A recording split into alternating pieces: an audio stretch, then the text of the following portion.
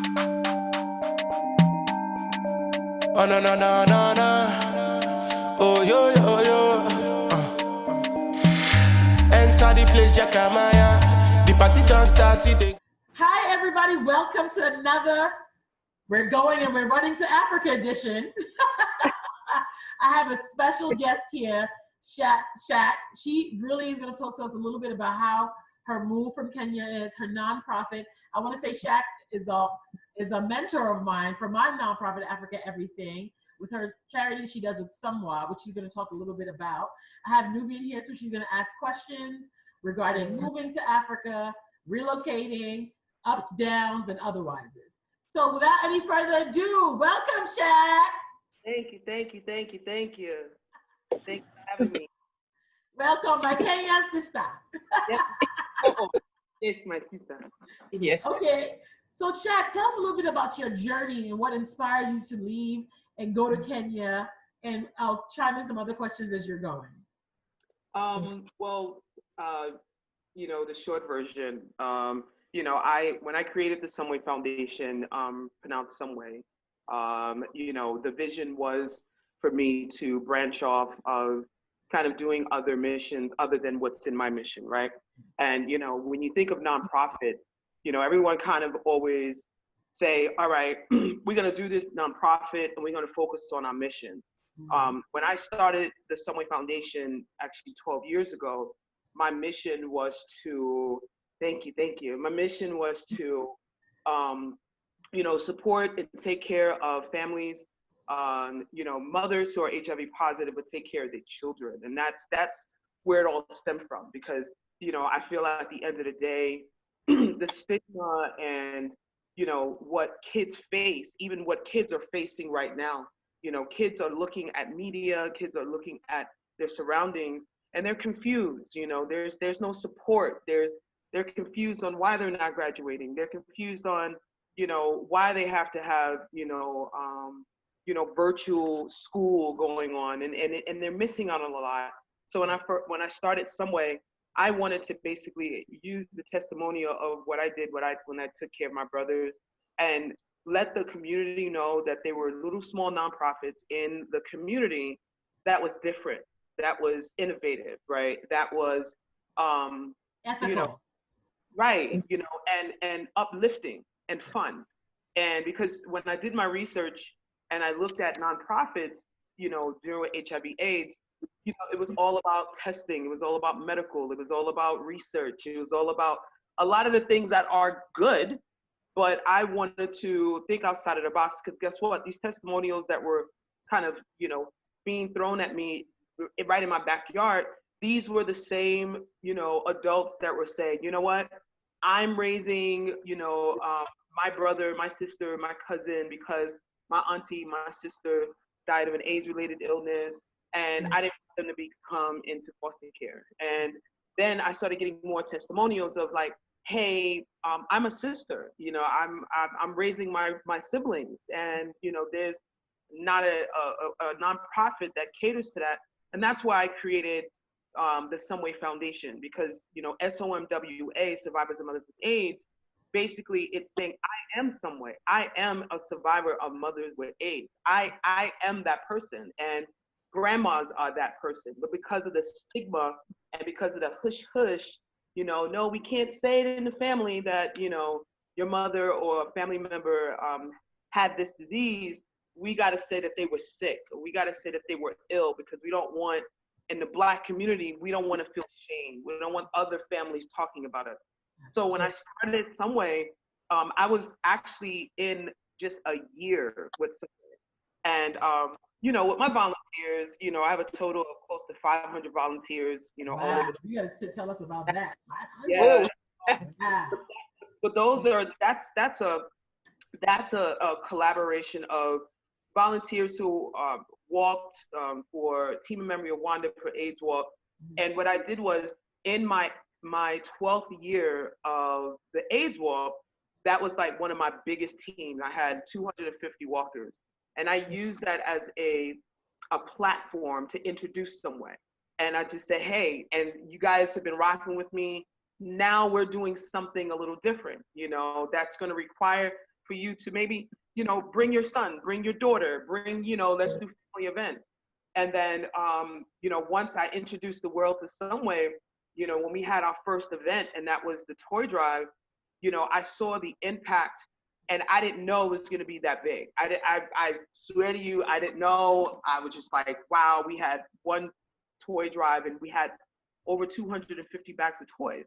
And I was like, where are these toys going? Like, what am I going to do now? I didn't put my foot in my mouth. Like, what are we going to do? And I didn't know anything about nonprofits. When I started, I created, and I did my research, I did my homework, and I got my nonprofit, and I was like, what do I do? I knew I had a big heart, but I was like, what now? And I figured it out. I figured it out as I went along by seeing what the people wanted. You know, we done fundraisers from Karaoke for Cause, where we had these basketball games, and we wanted to take mothers who are HIV positive on boat rides. We did Karaoke for Causes, and the Karaoke for Causes were not just Somway. The Karaoke for Causes were basically supporting other organizations. So I said, you know what, you know, let's support cancer. Let's support my friend who is doing this fundraiser. Let's support that. Let's support the Ali Forney Center. Let's support the LGBT homeless. Like, let's because support Africa Everything, because Shaq don't support Africa Everything like their project with a big amount. Events, you know, and I just donated money to other charities, to other organizations, because I knew at the end of the day that my grand finale of what I was doing, I wanted the community to know that Somway was just not about Somway. Somway was supporting other organizations, because I knew that I would need the support from these people in another 15 years, right? And I wanted people to feel where their donations were going. I wanted people to get an understanding of, you know, Somway is just not about, you know, giving a donation or a grant. It was, hey, if you didn't have a donation, you could still rock out with us. And you wore a Somway t-shirt, and you was able to speak my brand and speak what it's about, and get people involved. So that's how we got all of those volunteers. And then once I was in my first year of Somway, I was just like, I want to go to Africa. And, you know, people thought I was crazy. Like, when I come up with these ideas, it's like, oh, Shaq is in the zone. I definitely was when I was like, can you go to Kenya? Like, what you doing in Kenya? I don't know anybody there. I didn't know the first thing about, you know, traveling to Africa. I knew that I saw the big celebrities do it, and I was just like, I want to do it. Like, I want to get the experience. And I researched, and I researched on my own, and I linked up with a young lady who worked for the Bill Clinton Foundation, and she wound up being in a little place called Kajato. And I was like, what is that? And then after that, you know, the facility administrator reached out to me. You know, she showed me how to do my visa. She showed me how to get my shots, and I got my ticket. And then they picked me up from the airport. And for like a month and 2 weeks, you know, I lived with the Maasais, and that literally changed my entire life. And I knew from that point, I had to create the Somway Kenya. And what does Somway Kenya mean? Somway Kenya is people will be able to travel. We were able to bridge that gap and end the negativity of the perception of Africa. You know, it's like, oh, okay, Africa is violent. Africa is this. Yeah, New York is violent too. You know, we got that. We all got it. But how can I show the difference between the beauty and the beast, and use my personality to let people know that you can still be cool, you can still be authentic, you can still be you, because at the end of the day, it's about building the connection with the children. And I started bringing teams, and, you know, I started getting people more involved and letting them see the videos and letting them see the slums, but also letting them see how beautiful Africa is, the people, the culture, you know, learning throughout the journey of going to Kenya. You know, I'll tell everybody in a heartbeat, when I got to Africa, I was like, I'm African. Proud to be. You are. Like, and I had a Maasai who broke it down to me. She was like, "You're not African." I was like, "Yes, I am. I'm African. My family." Yeah. No. That was going to be my question. How did they receive you when you moved? Yeah. Well, I had basically built the relationship for 9 years in Africa before I made that move. And when I built the relationship, I made sure like every time when I had my 9 to 5, I would go on vacation. I would go to Kenya, right? Because I was doing my missionary work. So each time that I would go, I would learn something new. I would build more relationship, and people it wasn't easy me just popping up and saying I want to build a school. No, I had to show tribes on top of tribes that they can trust me. And that with African people, it's trust. It's you can't come here to our land and take over. Absolutely not. So I had to show them some African countries. Huh? I say some African countries. Some the Yeah, leaders right. And so I knew when I started Somway 12 years ago, 10 years ago, I said to myself, I knew I was going to build a school. I said it. I put it in the universe. I was like, but I knew that I needed to work hard. I knew that it was going to be a journey. I told myself, like, you know what? And when I do it, I'm going to quit my job. But I knew I needed to, throughout the years, start weaving off of a lot of the non-essential things that I didn't need in my life to prepare mentally, financially of what I need to do. So it wasn't just me picking up and leaving. It was a sacrifice that I've been doing for years of, you know what, not getting my own place, roommating with my best friend to cut down on, not buying sneakers every single week, going out to parties. I stopped going on vacation. I started taking it and I started just saving it. Saving it. And some people can't do it. And my philosophy is this: if you have a dream that is bigger than you, right? And when I say bigger than you, bigger than your heart. When I say bigger than your heart, when you have a dream of people relying on you so you can better their lives and you can give them an opportunity, because let me tell you something.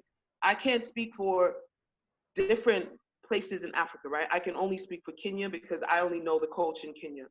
My Kenya, when I step on the ground, they feel like God is giving them hope. Oh, wow. Like they're feeling like they can get jobs. They're feeling like their kids can get that education. So I knew that I couldn't let them down. I had to sacrifice. I had to show them that I was just like them, that I'm not bougie. I can get dirty. I can be hungry. I can wear the same sneakers for months, the same sweatpants for months. So when I made that transition on moving, like I literally had to say to myself, okay, Shaq, you be prepared because you're going to be doing this for at least 2 years of your life. Yeah.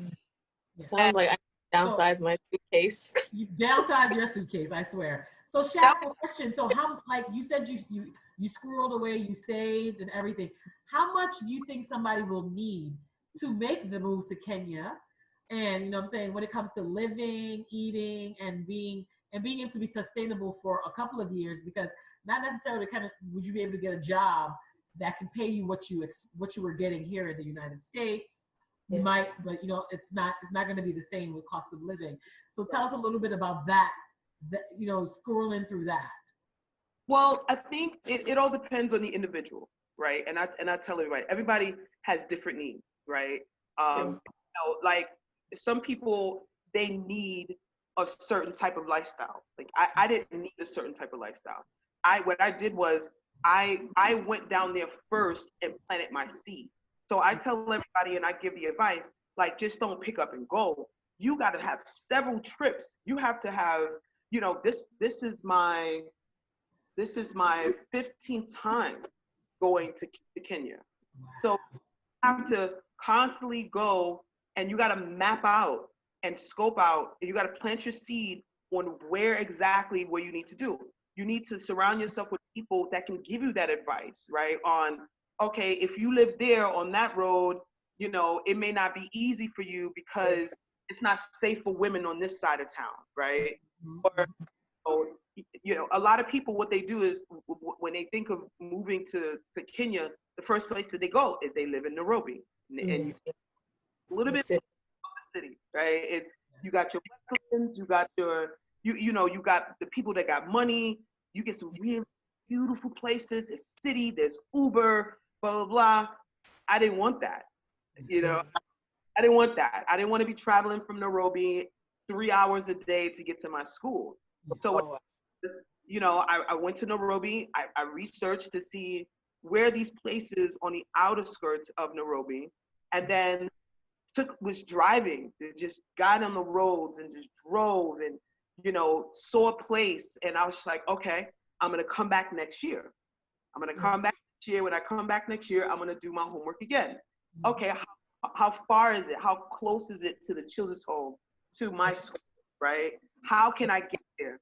And so when I left last year, basically what I did was I left a month prior to me officially leaving. So, you know, I made sure my dog was here first. One of my friends lives in Westlands. He was the one, shout out to Danette. Danette showed me, you know, okay, this is that, this is how you download this is how you do, this is how you know, and then I connected with a realtor who didn't have any apartments in Nairobi. It was more on the outskirts, which is called Kisingela. So Kisingela is like an upcoming kind of Nairobi, but it's not as like, and drove there and met the owner. So basically Kenyans, what they do is, you know, you could rent complexes and apartments from the owners, right? And I knew that I didn't want to buy anything. The only thing that I knew that I wanted was my land, right? Which I have. And make a long story short, I connected with him, secured the deal with that. I had saved some money. You know, I sold a lot of stuff. I sold a lot of my iPhone. I sold a lot of my chargers. I sold a lot of my sneakers. And I did all of that with the deposit to move in. How much is the rent? Would you say in Kenya? What is the average rent? The average rent to live in like an area where it's not so nice. Yeah. I mean, you can pay at least $50 a month for rent, you know. But you want a community where you're safe and there's security. You know, you're gonna be paying $300-400, $600 a month. Some cases in Westlands, they're $1,000 a month, $2,000 a month. You know what I mean? It all depends on the individual preference on. So I knew that I was balling on the budget. I knew that I couldn't get what that is, right? So secured something, you know, rent $600 a month for me. I got it. 4 bedrooms. I got 4 bedrooms so my volunteers can stay with me. And then I came back here to get my dog. So I got my dog, and then we officially moved in. And then when I moved, it was like, okay, like I'm here.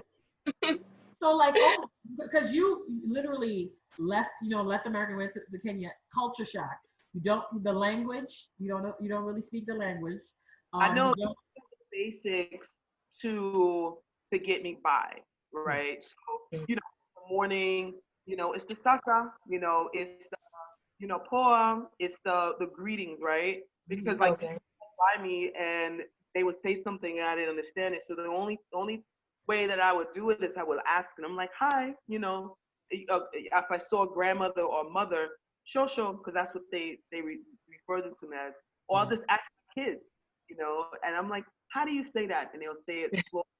And then they made me, it was like, okay, Shaq, I'm not going to serve you coffee until you speak to me in Swahili. Tough luck, fun, right? So now when I'm in the matatu, you know, when somebody bumps me, you know, they're like, poor, like, you know, I'm sorry. Like, I get it, but like a full conversation, I'm not there yet. Like, So was it like, you know, leaving like that is scary because you're leaving all your friends, you're leaving all your family. here in America and you're going in Kenya, you do have friends and people that you built over the 9 years, but what kind of emotion did you feel when you took that final plane that said, I'm going to be in Kenya for a long time, not for a month or two, like a couple of months, a year, because I know you come back and forth. What was the feeling that went through you? Was, like, how did you like cope with that? It was scary. It was scary because of the fact that it was just me, right? And but it made it better for my heart because I knew my purpose. I knew what I needed to do. So that's what keep me afloat. Like when I'm with my kids and they make me feel happy, and the work that we're doing, it's not me, it's what we're doing. Yeah. But it got scary when the money ran out. It got scary when I got hungry. It got scary when I started losing massive amounts of weight. I lost 24 pounds in less than 3 months. I got sick 4 times. Twice I had food poisoning. 2 times I had stomach virus. And that's just me. That's the only challenge that I have in Kenya is my digestive system. Every time I travel, just for visiting, I always have a problem eating. And all of my shows, they try to make things easier for me to eat. Like I don't eat ugali, I don't eat certain things, and I don't eat lamb. So I had to figure it out. And my support group, my family members, I learned how to do things, and I did it with little. One of my great friends can send me $100. That $100 will last me a whole entire month. Wow. I was. That is true. You know what? I'm gonna bring it back old school. When I was living in the projects, like we're gonna go to Western Beef, and we're gonna get this. We're gonna cut this chicken up. We're gonna fix this chicken in different ways. So I'm gonna make a chicken soup. I'm gonna make chicken this way. Yeah. And guess what? When I get a surprise from one of my friends that'll send me $50, I'm like, oh, I can go to a restaurant and have a meal. Like I can have salmon today. Like. Like so excited. Here, every day, okay, I get salmon, I get a lobster tail, I get this, it's easy. Yeah. But when you are able to get that surprise and delight, like I had great friends in my family who let me tell you something. In order to do this transition, in order for you to pick up and move, you got to get people to believe in you. Like you got to really get people to really say, yo, this ain't no gimmick. Yo, she literally picked up and is doing this. I feel confident and I believe in her and I'm going to support her. And to have the support of people supporting me, not just for Subway, but me personally. Yeah, just you personally. That's amazing. Like, come on. What friends you know that's going to just cash app you right now and just say, yo, get some salmon, dinner on me. Yeah. And like, it was just heartfelt. It was, yo, I'm not mentioning anybody's names because I don't want to put anybody out there. They're like, yo, I'm committed to you and I'm gonna send you money every 2 weeks, Shaq. Oh wow. So you eat, so you can do whatever you need to do. And I would go shopping and me and Blake would get happy. And I didn't buy any food, I didn't buy any clothes, I didn't buy any sneakers. The only thing that I needed was food, transportation, and occasionally getting my hair done for 3,000 shillings. How much is that in dollars? That's like $30. $30? The expensive Ghana is like $11. Yeah, that's kind of. I was like, wait. Yeah. Any expensive? Kenya's a little expensive. Yeah, it all depends on. It all depends on where. Yeah. I know I can go to a place. Somebody that's hustling and bustling, and I can pay $11, but you're going to get $11 look, right? You're gonna. Yeah. So so at this point, like with money, like also because you're building a school, that takes a lot. That's a lot of money you're investing in that. Mm-hmm. Like how are you how can people help sustain and help you do what you're doing? Because whoever watches this and stuff like that. Let us know how people can help sustain because you literally are building a school. I literally saw you break the ground on a school. Yeah. Like that was like surreal. Like you have land, like you like real, like like how can we help sustain, how can we help you with that? And what is it, how long is it going to take to get built? And what is your final goal to see when it's finished? So basically, and I like to clear and make it known that, we're just not building a school, right? It's a community center. So it's called the Somwa Education Center, Learning Today, Learning Tomorrow. And it sits on a beautiful 5 acres of heaven, that's what I call it. And right in Maasai land. And what this community center is going to do is we're building, so what you're seeing now is that first block. So we've already started the foundation work. We're 25% done. I mean, we got 25% left, and we completed the foundation work, and we start working all the way up. This block is basically just for pre-K and kindergarten. And that's the only education, that's the only ages that we're going to accommodate. Everything else that falls in within that 5 acres is a center. We're gonna have a library, there's a soccer field, there is a gymnasium, there's a clinic, there's my office, there's a conference room for the teachers, there's a parking lot. We're gonna do the permanent fencing so we can have security. And the purpose of it is I wanted kids to feel like how we felt when we walked into Boys and Girls Club and YMCA. Like when kids, after school program was on my journey and visiting, I would research and I would look at these international schools. So I would sit in these beautiful big campuses in Nairobi.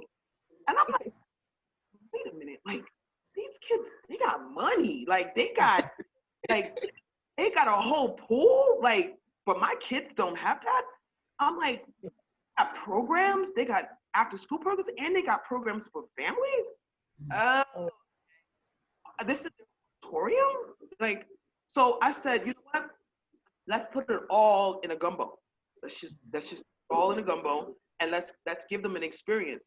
But it's not just the experience, it's getting the buy-in of the families to say, hey, your kid come here, we're gonna offer you these services as well. So it's not just about building a school, it's giving the community access to free resources. We're going to teach them a trade. We're going to teach them how to build their resumes. We're going to teach the Maasai people who know how to do hustle and bustle and selling their greens on the floor and whatever. We're going to teach them marketing. We're going to empower our kids. They're going to get meals every single day. They're going to get water. But at the same time, we want the families, because that's the worst thing that you can do, right? The worst thing that you could do is come up with a strategy, and the buy-in of the kids and the parents are looking at us, because the kids, what they're going to do is, no, I don't want to go home. I want to go to the center. How many times we didn't want to go home?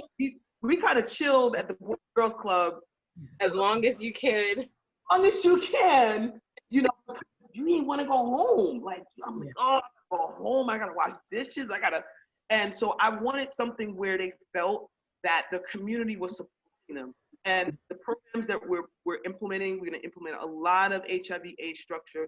We're going to implementing a lot of COVID structure. A lot of structure for safety. Within 5 acres, we got an acre that is designated just for organic farming. We're going to teach kids on how to live healthy lives. And we have more and more programs, but that's just the logistics of it. That's amazing. That's amazing. So, to continue to help. So right now, on my own, we've been fundraising for like 3 years, solid, from the gala to all of that. We raised on our own at least $20,000 on our own, right? And that's $5-10 donation. That's no grants. That's me in my salary, like putting money in there, extra money to get, and then only thing left that we need to complete the project is a good 45,000-50,000, and we're done. And that's including salaries, that's including supplies, that's including water structure, we bought a 6,000-gallon water tank, which we was, easily excited over. And once the school is built, the goal is to be back home permanently this year, next year. We want to have the school open and ready by January, February 2021. I've already hired my first 2 teachers. I just need to hire my first facility administrator to be that person, to give a tour, and then come to Kenya once every quarter. So 4 times a year to sit on my board for the directors meeting, doing the financials, and bring teams, and also enhancing the experience and exploring on getting those grants to keep it going. And this is where, the grants will definitely keep it going. Okay, how are you building like the curriculum for the students? Is it the teachers building the curriculum themselves, or is there like a Kenyan standard you're going to go by? Yeah, there's a Kenyan. They just recently changed it, so it's new. So it was great because I was visiting the schools probably like a couple of months before I came back home, and everybody had to change their structure. Like, it's not like New York. They get on a meeting and they teach the kid how to do it. It's like, and then poor teachers are like, okay, well, we can't do arts like this anymore. We got to set it up like this, right? And what does that look like? So the structure is more kind of bringing more of the programs to life. They have an arts program or music program. They had to create a music experience. So you ever see the videos of babies? They got the handmade guitars out of cardboard. And make sure you send me some of these videos on WhatsApp, because I want to make sure I add them to our to this interview. I want to add some of those videos, the videos of your work to this interview as well. So pivoting, I want to pivot to, so a big thing that we all worry about when we move to Africa is healthcare. How is, you just said you got sick about 4 times.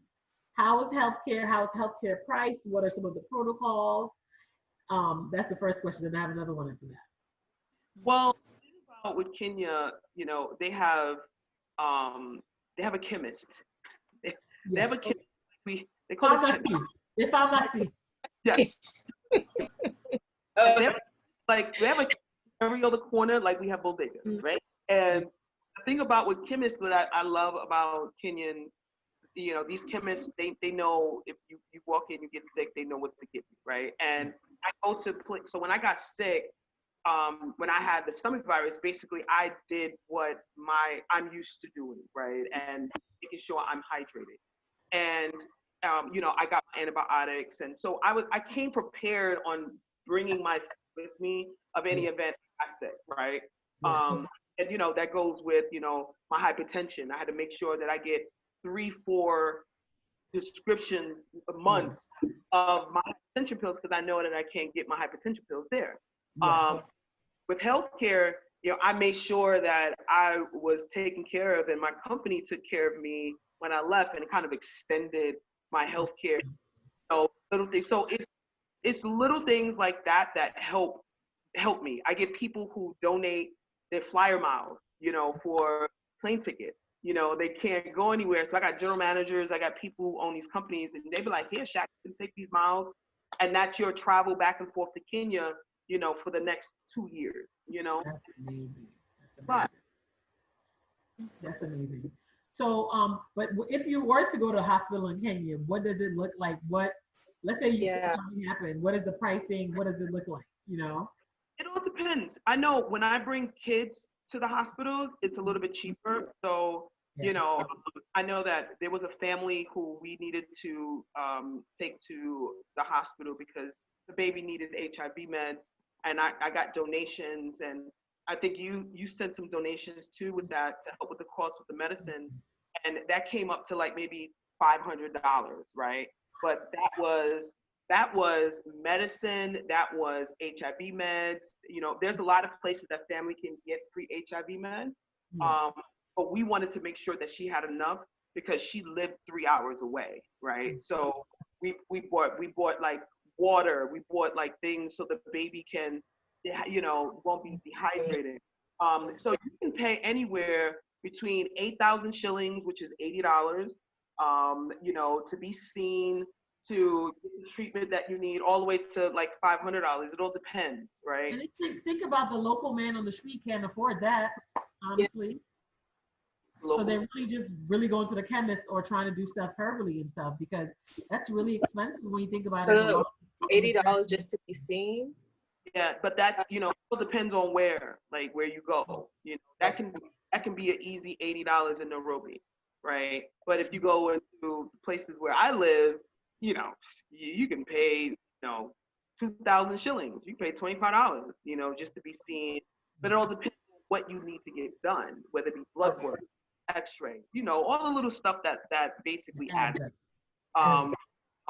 I know when I had got sick, you know, I had friends, you know, that cashed at me. I had my Cash App, you know, PayPal me.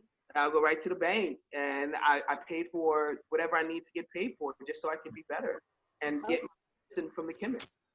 So we know you're building a school, your thing, but is there any fun? What you catch any fun while you're in Kenya? What does fun look like? What does the nightlife look like? Things like that. I don't, you know what? And I get that question a lot. There is a lot of fun places, but because I live so far from Nairobi, I'm very particular. Like everybody that I know, even the security in my complex, I'm in the house by 7 p.m. faithfully. I'm in the house. It starts getting dark at 6:30, 6:45. I'm in the house because it's safety for me. I'm by myself with Blake. And when I am in Nairobi, I probably went out, since I've been living there for a year, I probably went out twice. Wow, really? And that was to celebrate like the young lady who owns Angel Center, the baby orphanage. She was celebrating her birthday. So I'm around people that are safe.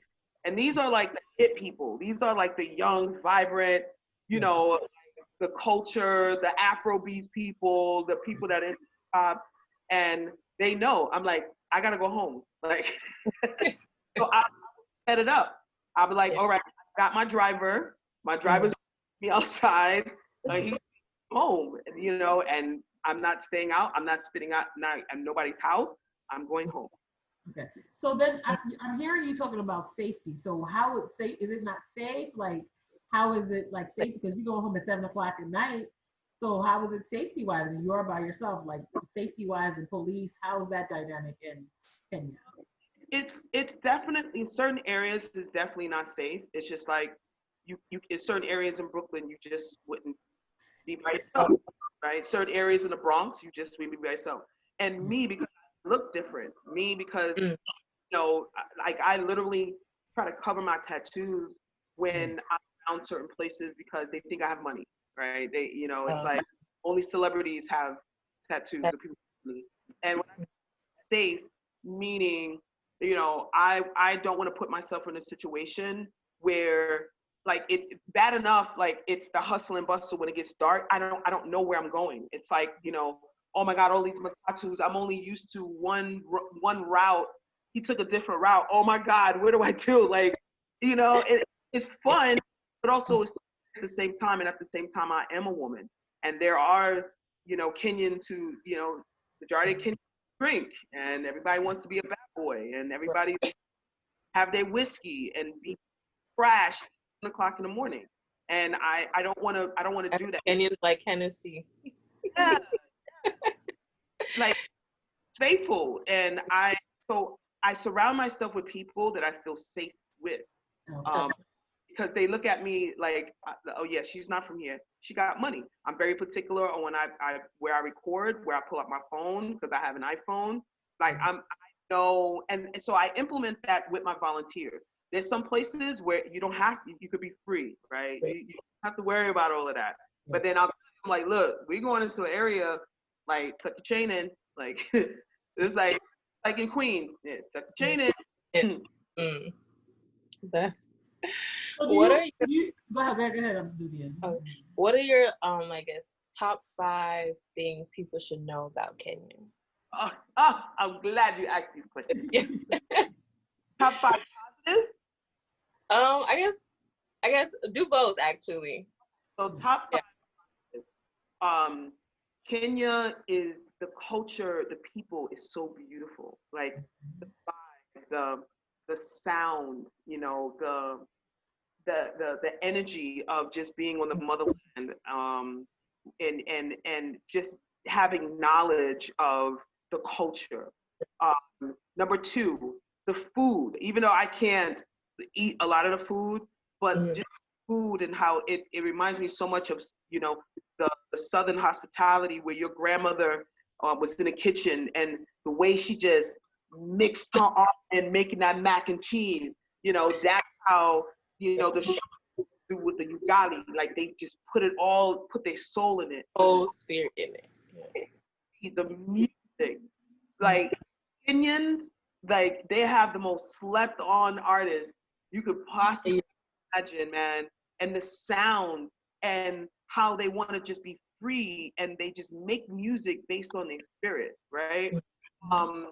Also, just the scenery, like the sunset, the sunrise. Like I see the sunset and the sunrise every single day in my room, and it's an opportunity for you to really thank God for seeing another day, being able to see something beautiful like that, and then closing your eyes and hearing the birds, and closing your eyes and, you know, open one day, and I remember I was crossing the road and just zebras ran across me. I'm like, whoa, like, yo, the zebras are here, like zebras crossing like pigeons on the train for me. Oh, you know, wow. Negative, you know, definitely the perception of, you know, Americans, right? They laugh at us because it's like they just think that Trump is the worst person in the world, like, and they think that we don't have it bad. They think we have it. They think Just it's perfect. right. Golden road. Exactly. You know, yeah, like I'll tell them, I'm like, yeah, our minimum wage is $15 an hour. They're like, what? You know, Like, you're lying. lying. They make that in like a week. 1,500 shillings in a week. So, you know, and also just being in areas where you're just not wanted. Like I've been in a few areas where they look at me, they think I'm better than anybody because I dress a certain kind of way. That's why I wear old clothes all the time. Nothing new, nothing, no labels. And they look at me and they're like, "Oh, where you from?" And I tell them, they're like, "Oh, you know, what are you doing here?" And I'm doing, and they're like, "Oh, okay, come here." Like, it's like, you know, Let me get your hug. right. Let me, you know, and you know, we have a lot of Kenyans, especially like the senior Kenyans, we're stubborn. You know, they're Just stuck in their ways. stuck in their ways, man. They look at me. I am the woman who the Maasai men wants to make their second wife or their third wife, and want me to be the head of household and stuff because I'm lighter. My skin,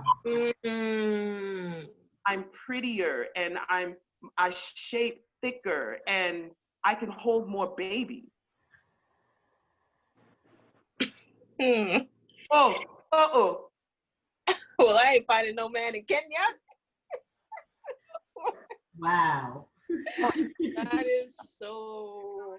There's a question. Like I ask a lot of questions. What is an average flight to Kenya? What are the price? How much it cost to go to Kenya? Based on when I know low cost is. So, so traveling, I always travel in January. Like you can get flight tickets like $600 and something round trip. That's good. Really good.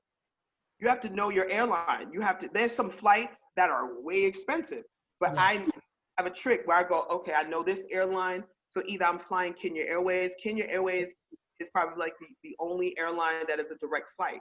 So if I just to go straight to Kenya or straight to the United States, I take Kenya Airways. KLM, I love using them. You know, so, and I look at the flights where the layovers are like only 2 to 3 hours.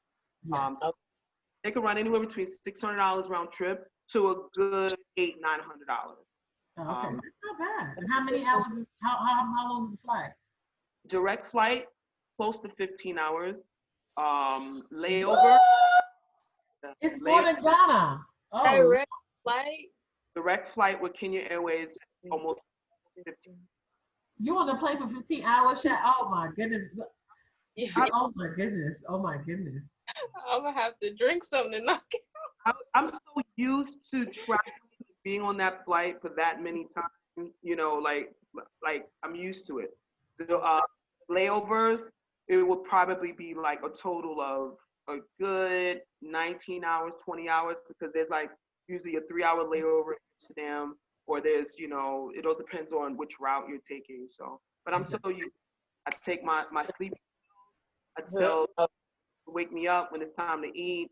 I have my tunes. I watch my music, and I just chill and just ride it out.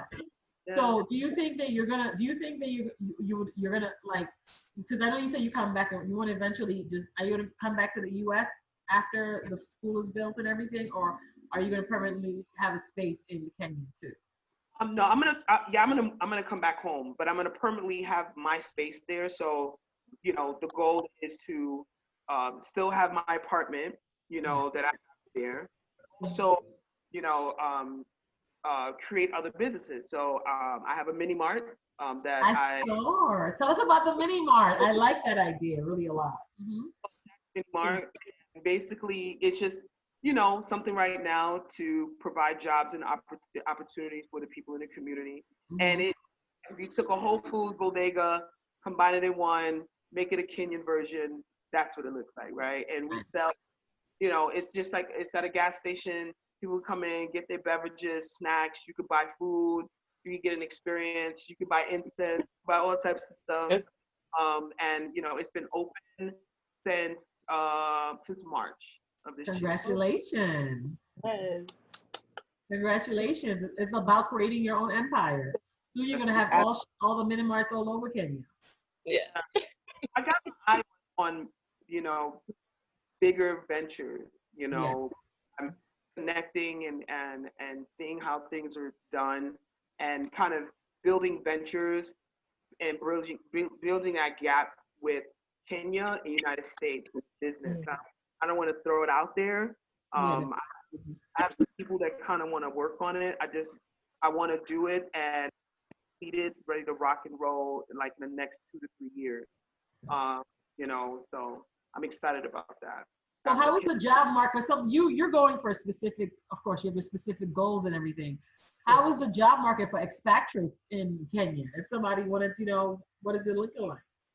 You basically, like, I can't get a job there unless I'm with the expat, unless I have a work permit, right? I can't do any. I have my business visa, but my business visa just allows me to work for my school, right? But unless you work for the embassy, you know, you can get a job and they can hire you, and you can, you know, basically like that. And then if there's no more jobs, they ship you back out to your other country where you're from. But it is difficult. And they're very overprotective because they don't want to. There's an article that I saw that they was just like, look, we're tired of, you know, non-residents getting these jobs. You know, we're tired of the people that's from the United States, from different places, coming in, getting these jobs that we want, you know, because I'm getting a job that's 1,500 shillings a week, and this guy is making a salary that can take care of my entire family for the rest of my life. You know what I mean? Yeah. So, and they have every right to. They have every right. They do. So there's not really that, like, if let's say you went there without like a savings, you might not necessarily easily find work. If you are not a resident, it is not going to be easy. So that's why you need to come up with your own plan to, you know, have friends that support you, family, save. Like, I can't even tell you. How much would you say somebody needs to take with them to live comfortably in Kenya for the first time? Well, I'm just going to exclude the Nairobi. Nairobi, you need a little bit more, right? Because it's Nairobi, you definitely need a little bit you need a little bit more, not a lot, but a little bit more. You know, with me, without my bills, in order for me to like survive, and that's just with food and transportation, like And I'm rent, add rent too, and rent. rent. Give me, I can, on a good day, and that's including food, a good $800. A month. A good, and that's including my bills, my rent, my food, my transportation. You know, the unexpected. Oh, I gotta go to the chemist. So you're talking about maybe 15K, like 13, like 12, 15K a year. Yeah. And that's not counting your like airline tickets or anything like that. That's just counting that. So that's still not, you know, that's, I mean, it's not a lot compared to what you have to do here, but if you're just using your savings, you can go into your savings really fast.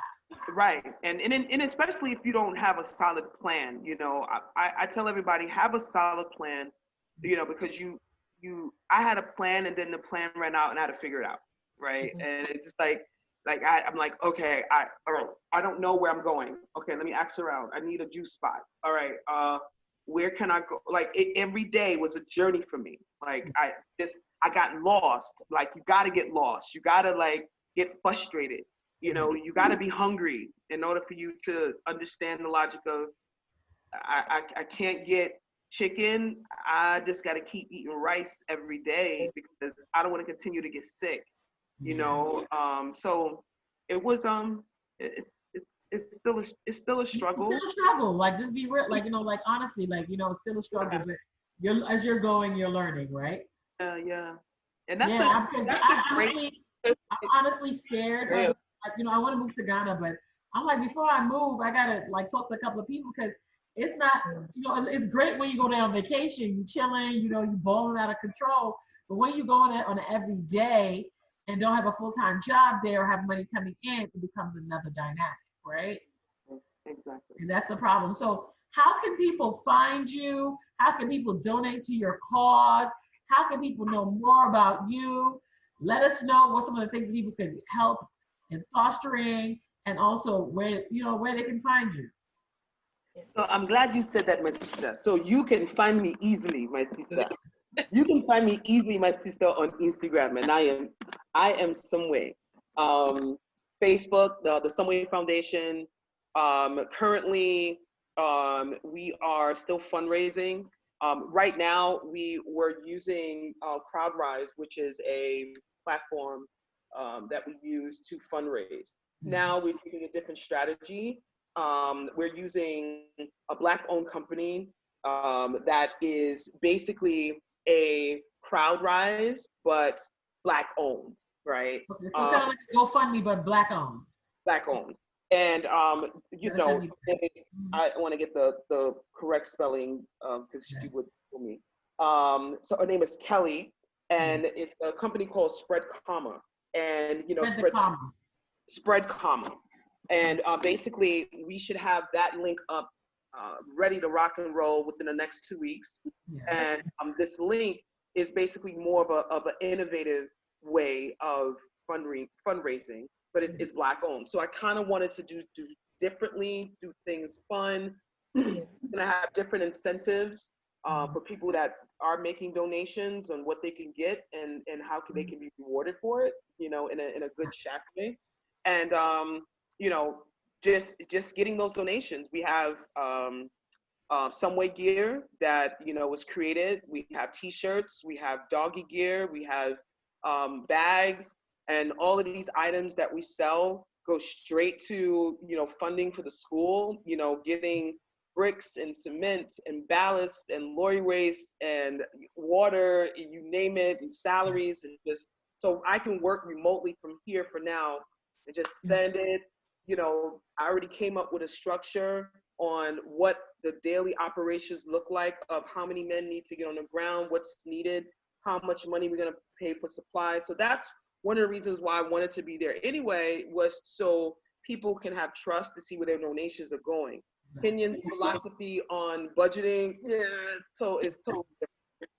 Like, no. And I do want to add the fact that some of the charities that I really put my hands around, people that are doing the work, and where almost all the money is going towards the charity, and that's what Somwa does.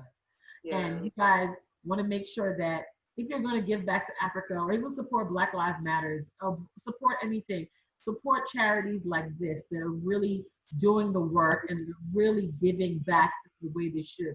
Because unfortunately, a lot of people raise money for Africa, but you don't ever see nothing getting done.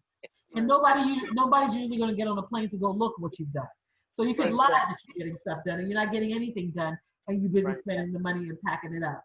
But I've literally seen with my own, I've seen the work that she's done, even here in the United States, as well as Africa. So if you have a $5, $10, $20, $100, make sure. Donate. And could you spell it?